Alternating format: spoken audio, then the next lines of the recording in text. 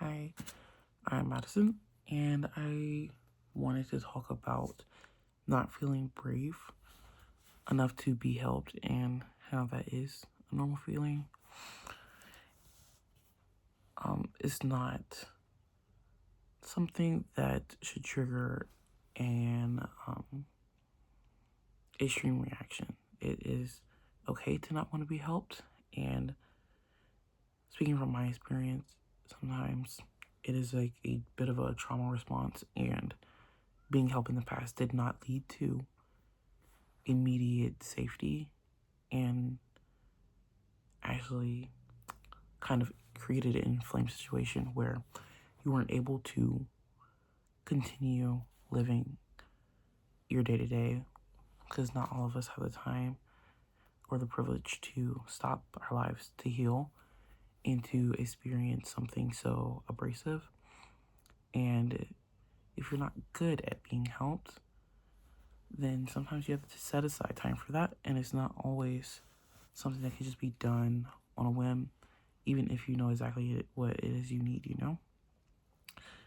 Like, for example, say you realize you have the flu, but you're behind a driving wheel.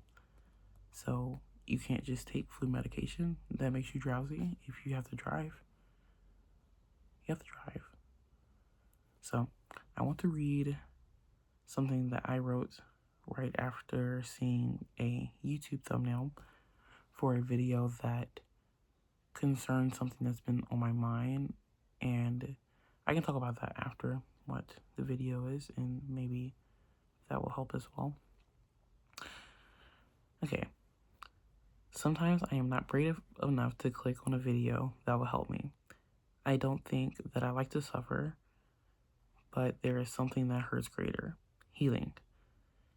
In my healing process, there is typically a lot of forgiving and weeding through fields of unsharpened images. I can point out the bright reds and the green blur, but not the dull ones that lead up to it. I have a feeling that the video will foreground them. No longer can I excuse their camouflage. So, I was doing a bit of a metaphor to color blindness and not being able to distinguish um, colors like as they get closer to another color in a way, but from what I understand, the duller, like say you have like red green color blindness, like I was describing, the duller like the reds get, the more they look like green, and the harder they are to distinguish from green. And a lot of times when I go to heal, immediately I am like, okay, I am bothered by this because in the past this probably was something that led to something bad, or led to something that I couldn't handle or couldn't understand. And it could have been a quick moment in the past, but ever since I took a bite of an apple that was rotten, I never bit another apple. And so it can be that quick that like it was such a 5 second altercation, but now moving forward, I am not touching apples. But like, what if my genetics make apples taste amazing and I just had the wrong one?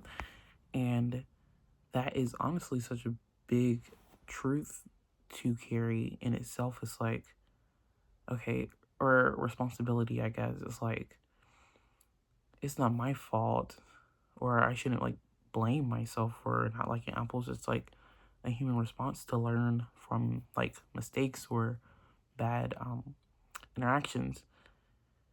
And I don't know that this will be a great thing for me. So I'm not intentionally saying, oh, I don't want to taste something that is going to be amazing.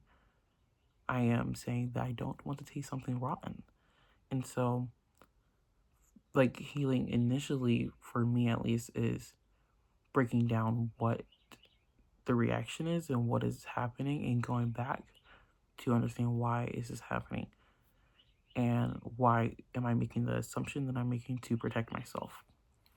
And that reaching back process typically is like blurry. I think that as a kid, I don't want to say anything triggering. So, um, as a kid, a lot of times I had to make decisions for myself and do them quickly and without the emotional maturity that I have now, or without the knowledge and life experience that I have now.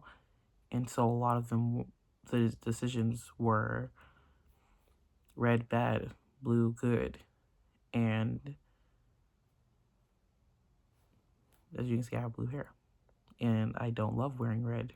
Recently, I've been trying to heal that a bit, and I got a red journal. But um, it's really hard to judge that because it was just made out of such a survival mode. And I'm ready now, but 21 years later, I'm ready to get red things like, and I do love the color, and I'm like, there's no way that it was simply just because I decided, not because the color is bad, or a lot of times I thought it just like didn't look good on me or whatever. And it's just not, it's kind of crazy that, and to me, it's heavy. It's a heavy feeling that I am telling, or a 5-year-old said, this color was bad on me. Maybe because of a side comment, who knows? But then for 21 years, I repeated that to myself. And that's such an unnecessary comment of self hate. It's just literally like, it's the color and looks bad, it looks good. Who cares, you know? But, yeah, so like I was saying, a lot of times it's hard for me to fully distinguish why did this happen. And I think that like when so like say I repeat something like that to myself, saying that red looks bad is because, so like, you know, you can get a color analysis. Did somebody actually say red looks bad, and maybe it like makes me look duller? And that is like where my memory doesn't, from at least from the past, it just doesn't carry that detail of what actually happened. I just know that I felt bad, and that's when I knew, okay, never again, you know? And it's kind of um a, I think, a brush over when people say that you can just decide today, well, I don't care whatever happened, blah blah blah. It's like that negates, to me, it negates your experience. And I think it negates your individuality that was created by your experience. And for me, at times it was nice to be like, I don't like red, I don't choose red, I choose blue. And I would rather experience the nuance in why I make choices, and instead of saying that it is 100% incorrect to limit something from yourself. I don't think that that is true. And even if you don't like it like that, it is fine to set parameters on your experience if you are like trying to do something specific. And I think that, at least for me, it would be odd if I always, like, I always get things of my favorite color. I think it would be odd if I always pick something random. It feels like, was it for me or who was it for, you know? And so there is like good and bad in having made these choices, and sometimes along the way, the choices became parts of you that you reclaimed. And if there is a bad feeling associated with that, like, or more so undertoning it, and it's not every time, but eventually it got to a point where I was like, I really like this top, but it's in red. And that's where now I am lessening my experience because of some truth that I claimed along the way. And that's where I think it is time to investigate it.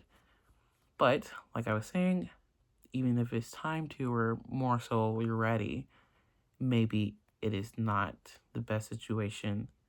And you have to put it on pause. So even if you're ready and it's time, egg is ready to crack, perhaps we are in the middle of something. So I think backburnering stuff is what it sounds like the answer would be. But for me, backburnering does not work. I have a note page that is like kind of insane. I don't even know if it's worth getting into, but I think that things can come back up as they are important again. And so I think taking a bit of time, as like a lot of us tend to underestimate the amount of time we have, and I think doing something that is light and not invasive, so kind of like a non-invasive surgery, like how I give me a second, sorry, there are background noises. So I think I will just make the next video about non-invasive, safe ways to explore possible trauma. Like I said, it could just have been a decision, but if it's something that alarms you, something that you want to deal with, I think that's important to honor your intuition. So, in the next one, and thank you for watching.